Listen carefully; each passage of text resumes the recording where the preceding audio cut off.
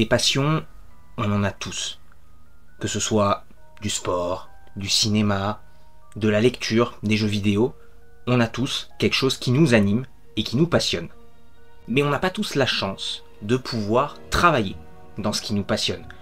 On fait des fois des métiers pénibles qui ne nous passionnent pas forcément, qui n'ont aucun rapport avec ce qu'on aime dans la vie quotidienne. Mais pour ma part, j'ai eu la chance de travailler dans ce qui me passionne le plus, l'univers magique de Harry Potter.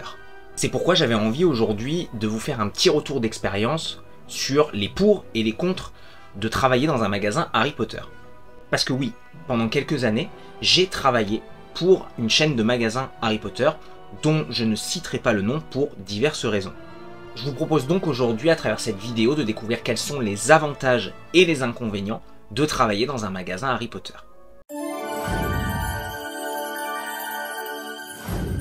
Avant de commencer, je voudrais faire un petit disclaimer. Je vais volontairement omettre de citer la chaîne de magasins pour laquelle j'ai travaillé et les villes dans lesquelles j'ai travaillé. En effet, je n'ai absolument pas envie qu'on fasse le rapprochement ni dans la ville dans laquelle j'habite ou que j'ai habité, ni les personnes concernées, tout simplement parce que je n'ai pas envie qu'on aille les voir ensuite pour leur dire « Oh, regarde, y a Potter Plus qui a fait une vidéo » ou aller embêter des gens qui ont peut-être eux aussi envie de passer à autre chose. Je vais séparer cette vidéo en 3 parties. La première, un peu le résumé de mon expérience, c'est-à-dire de quelle année à quelle année j'ai travaillé, etc. Les inconvénients et les avantages. Je préfère faire dans ce sens-là, car j'ai pas envie de terminer sur une note négative, je préfère terminer sur le positif, et il y a eu beaucoup plus de positifs que de négatifs, on va pas se le cacher. Tout d'abord, j'ai commencé à travailler pour cette chaîne de magasins début 2019, vers janvier. À l'époque, je travaillais pour une grosse enseigne de magasins de jeux vidéo et je souhaitais changer d'air, j'avais envie de voir quelque chose de nouveau. Et c'est ma compagne qui, à l'époque, m'a dit « Mais regarde, il y a un magasin Harry Potter qui ouvre, vas-y, mais vraiment vas-y, fonce, c'est pour toi ». Sauf que j'avais déjà eu l'écho à l'époque comme quoi ils avaient déjà trouvé quelqu'un et j'avais entre guillemets pas baissé les bras, mais je m'étais dit que c'était pas pour moi. Sauf que heureusement que ma compagne était là et heureusement qu'elle est toujours là. Hein. Ayez une compagne comme elle, c'est merveilleux. Et elle m'a poussé à aller justement postuler là-bas. Alors sur le coup, on m'a pas proposé du tout le poste, on m'avait proposé pour probablement une autre boutique. Et puis finalement, la boutique avait un tel succès que on était fin 2018, début 2019 et ils avaient besoin finalement d'une seconde personne. Donc l'écho que j'avais eu comme quoi il y avait déjà une première personne était bel et bien vrai, mais finalement ils avaient besoin d'une deuxième personne. Donc naturellement, comme j'avais déjà postulé chez eux, ils ont pensé à moi.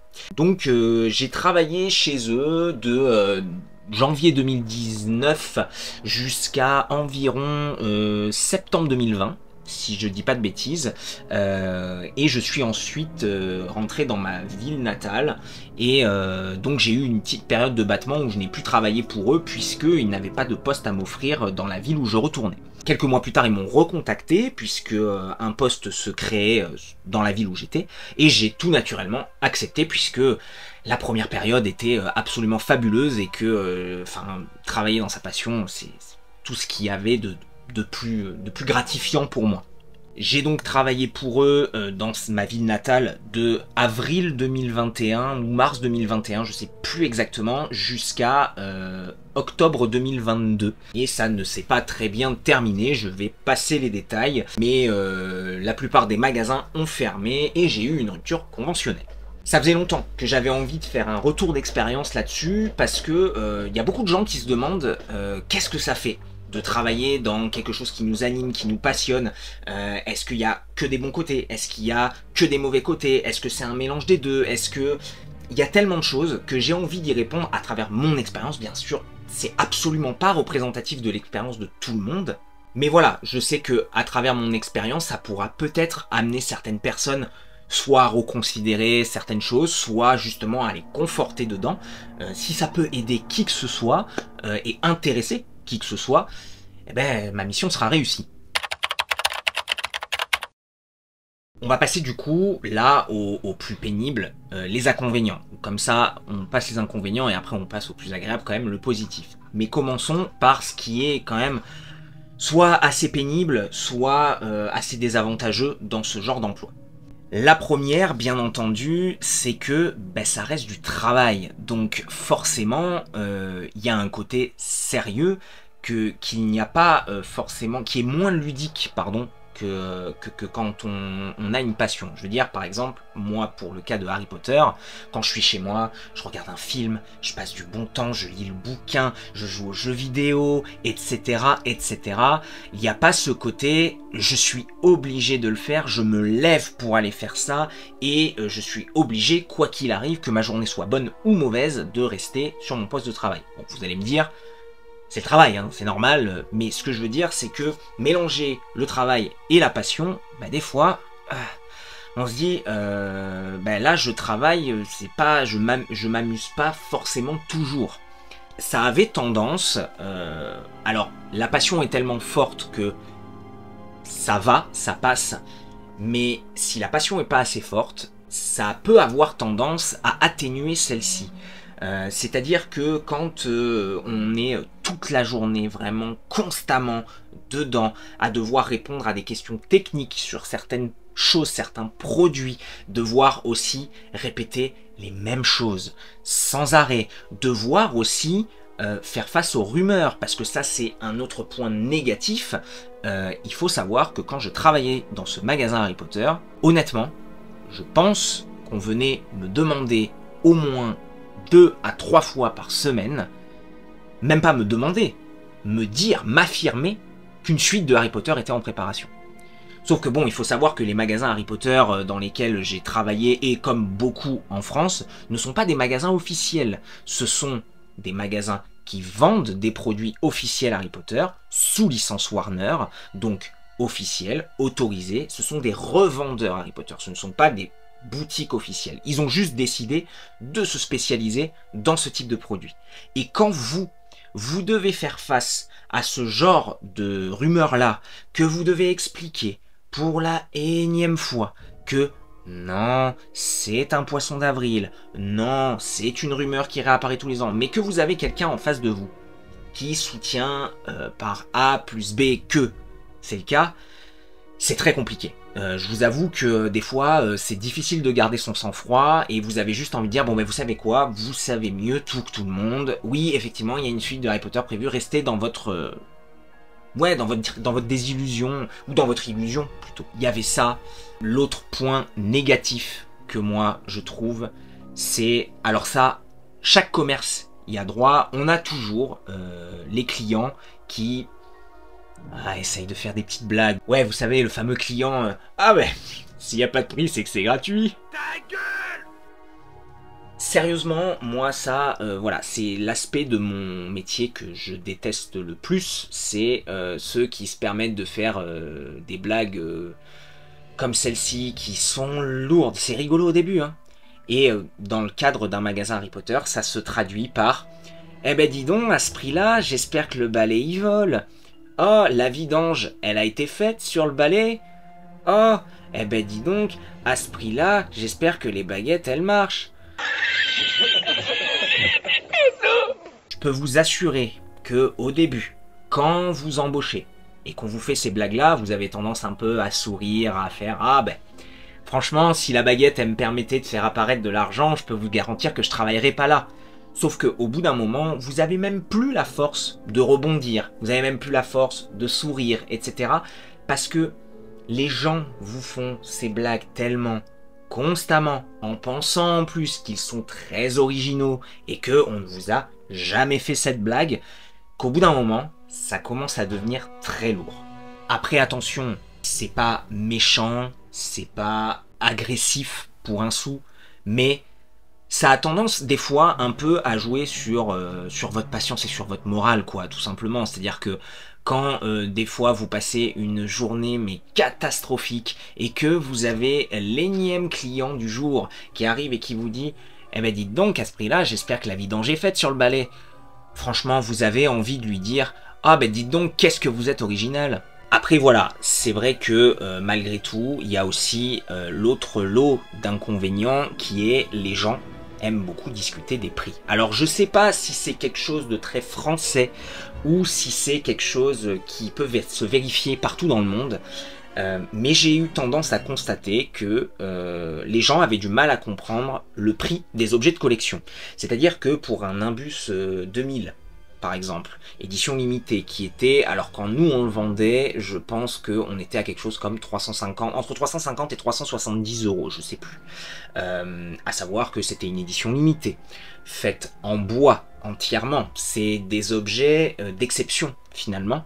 Les gens contestaient systématiquement le prix. Et on avait beau leur expliquer, ils ne comprenaient pas. Par contre, ça ne les dérange absolument pas de dépenser 1500 € dans un téléphone qu'ils vont changer dans 2 ans.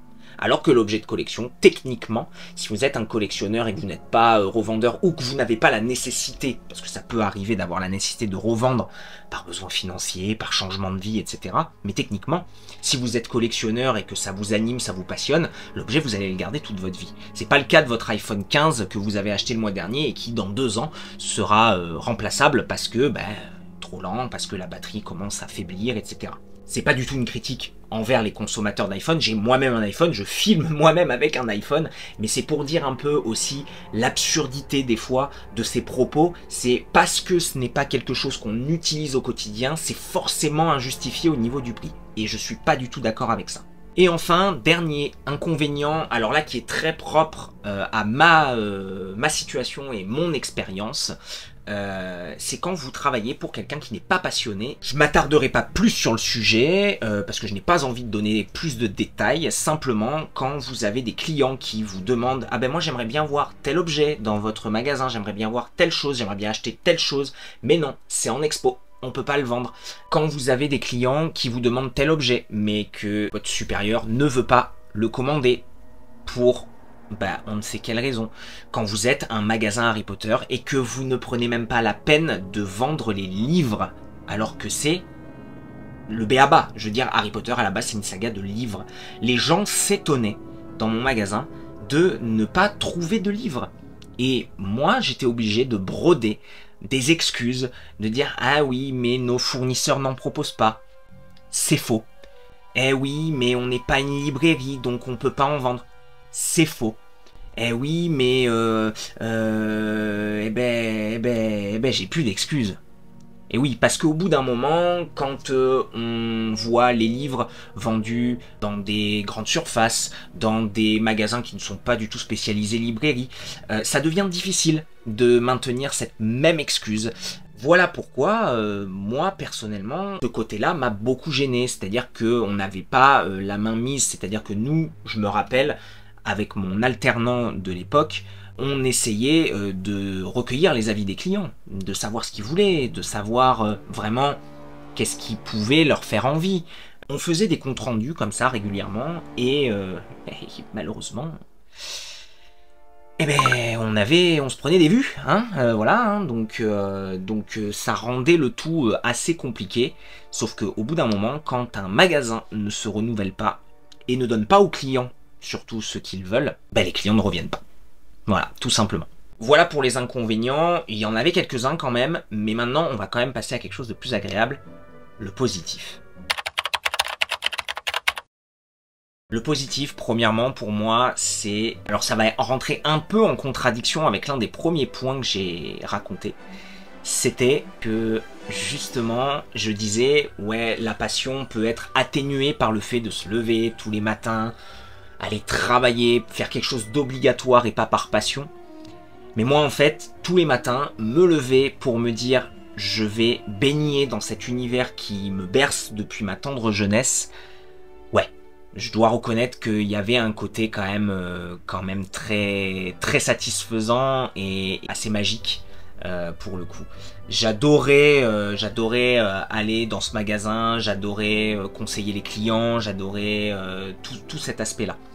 L'autre aspect qui est pour moi très essentiel, c'est le fait de discuter avec les passionnés, avec les clients, de pouvoir échanger sur le sujet, de pouvoir dire voilà, moi j'aime tel personnage, j'aime tel pan de l'histoire, vous êtes de quelle maison, etc., etc. Il y a un autre point que j'adorais aussi, c'était l'émerveillement dans les yeux des enfants et de voir cette histoire se transmettre de génération en génération. Moi, vraiment, je me rappelle de visages d'enfants qui, vraiment, dès qu'on leur montrait des nouveaux produits, étaient émerveillés, qui me parlaient, même des fois, même si c'était avec approximation, ils me parlaient de Harry Potter, en me disant « Ah, j'adore ce personnage, j'adore cette histoire, ah, j'ai regardé tous les films, j'ai regardé jusqu'au 5, machin... » Enfin, c'est très très rigolo et ça animait un peu aussi le quotidien du magasin. Il y a le côté aussi, alors ça c'est très propre à ma personne, le côté commercial qui reste toujours très agréable. J'aime beaucoup aller conseiller les gens, les aider dans leurs recherches. Ça voilà, c'est pas propre au magasin Harry Potter, mais c'est propre plus à la personnalité. Il y avait aussi le côté avoir les nouveautés un peu en avance quand c'était le cas, voir un peu qu'est-ce qui allait sortir, de pouvoir informer les gens, de leur dire voilà il va y avoir ça, je sais pas si vous avez vu, il y a ça qui va sortir, etc. etc. Il y avait tout ce côté-là, l'atmosphère, ce genre de choses-là qui était très très sympa et qui ça je dois, enfin on va rendre à César ce qui est à César. Mon supérieur de l'époque avait réussi à faire de ces magasins un lieu où il y avait quand même une vraie atmosphère, quelque chose de très palpable, et quand on entrait, on avait cette impression de rentrer quand même dans un vrai univers. Maintenant, ça c'est propre à chacun, je sais que certains m'avaient dit « Oh, je trouve que c'est dommage, ça devrait pas être comme ça ». Voilà, ça c'est très subjectif et ça peut plaire à certains et pas plaire à d'autres. Mais il y a quand même quand on est passionné, se lever tous les matins pour se dire je vais vendre des produits Harry Potter, je vais parler de Harry Potter toute la journée, je vais voir des gens qui aiment Harry Potter toute la journée. Quand on est soi-même passionné, il n'y a rien de plus gratifiant et de plus merveilleux en fait, finalement.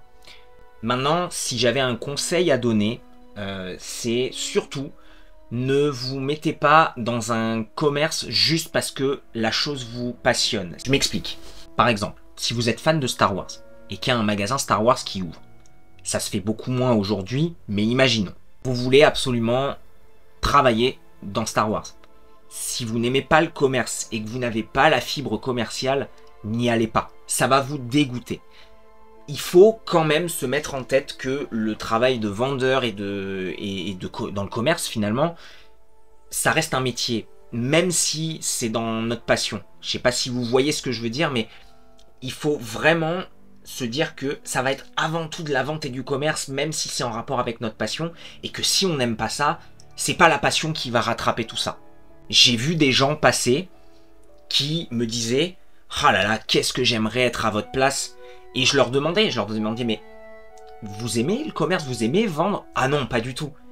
Et je leur disais, dans ce cas-là, ça vous correspondrait pas du tout, parce que si vous aimez pas le commerce, si vous aimez pas discuter avec les gens, essayer de leur vendre des choses, avoir le bon argument pour leur vendre le bon produit qui correspond à leurs attentes pour que aussi il y ait le moins de litiges clients, parce que c'est très important la satisfaction client, ça ne sera pas fait pour vous en fait. Travailler dans sa passion, c'est quelque chose dont on rêve tous, mais il faut aussi prendre en compte que travailler dans sa passion, c'est pas toujours tout rose. Il y a des mauvais côtés. Moi, je terminerai sur cette note positive qui est que, personnellement, cette expérience, ça a été l'une des meilleures expériences de ma vie.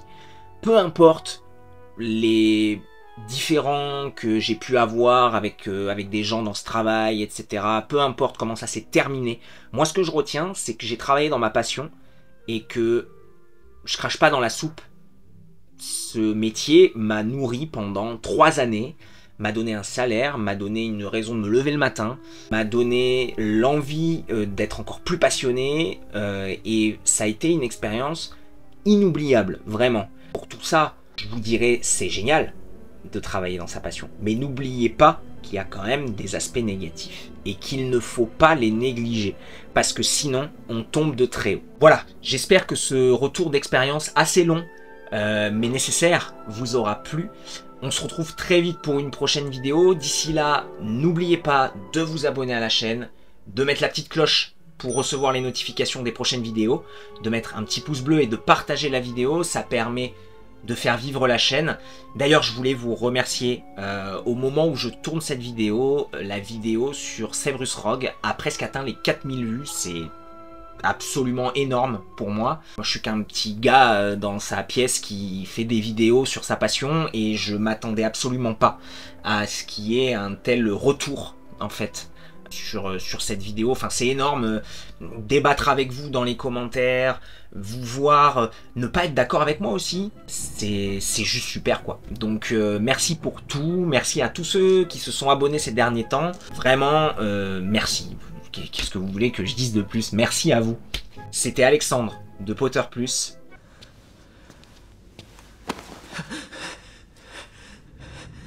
Vos cours s'arrêtent ici. Il faut que... Fichez le camp.